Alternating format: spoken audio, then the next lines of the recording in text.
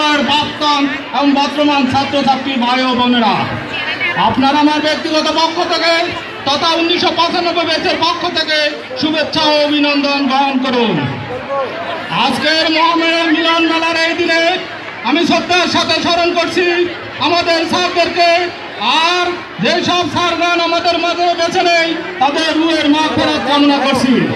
সম্মানিত উপস্থিতি, এই বিদ্যালয়ের প্রতিটি গুলিখানা আমাদের অস্তিত্বের সাথে মিশে আছে। এই বিদ্যালয়ে আমরা 5 বার পড়াশোনা করে পরবর্তীতে ঢাকা ইউনিভার্সিটি সহ বিভিন্ন বিশ্ববিদ্যালয়ে পড়াশোনা শেষ করে বিভিন্ন স্থানে কর্মরত আছি। সম্মানিত উপস্থিতি, এই বিদ্যালয়ের ছাত্ররা দীর্ঘ 50 বছর যাবৎ ব্যক্তি, সমাজ তথা দেশ ও জাতির গঠনে গুরুত্বপূর্ণ ভূমিকা পালন করছে।